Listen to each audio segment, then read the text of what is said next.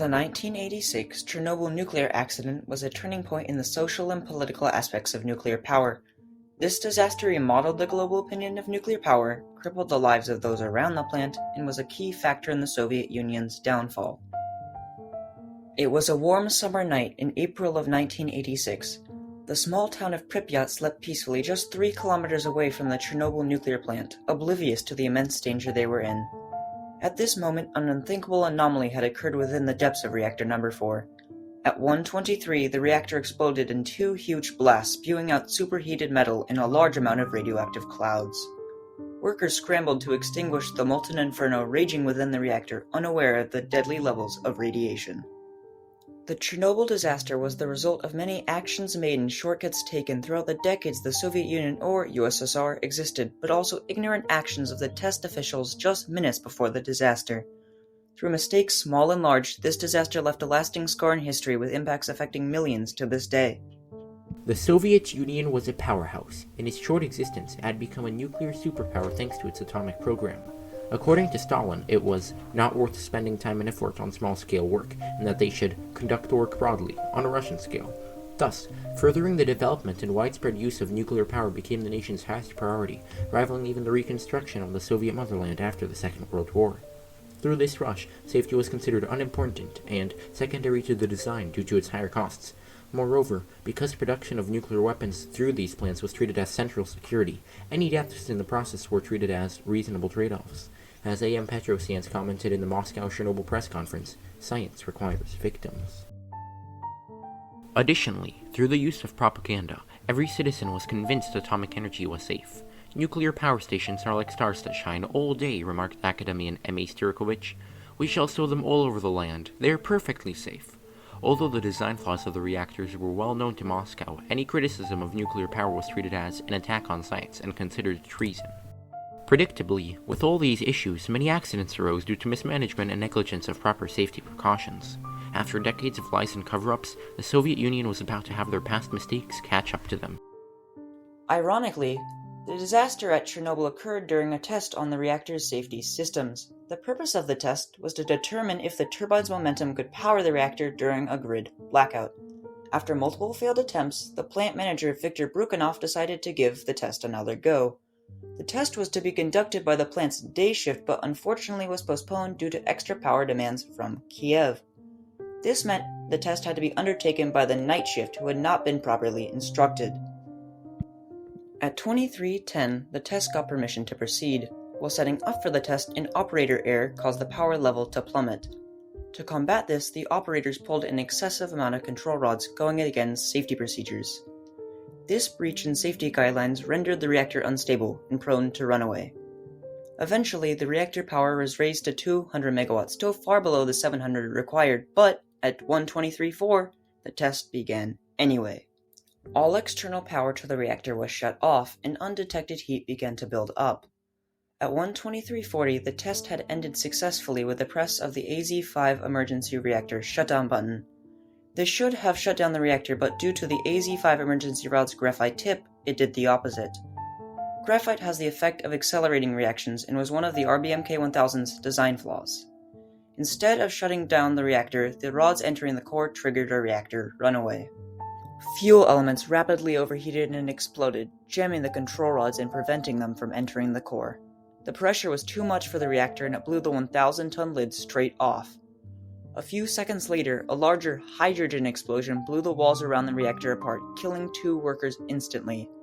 Radioactive clouds were blasted high into the sky, falling into neighboring countries as radioactive precipitation. At 1:26, primary fire station number 2 received a distress call from the Chernobyl power plant. The operator frantically called for help, saying, quote, "Call everybody! Everybody!"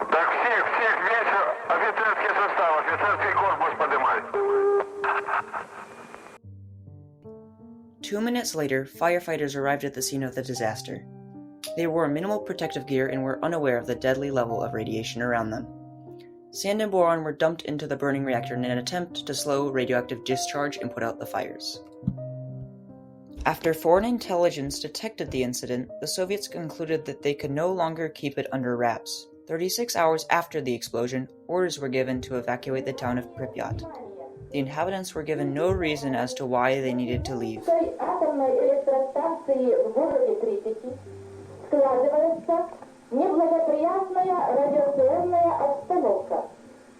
С целью обеспечения полной безопасности людей и в первую очередь детей возникает необходимость провести временную эвакуацию жителей города в близлежащие населенные. Though the citizens of Pripyat were told the evacuation was only temporary, most have still not been permitted to return.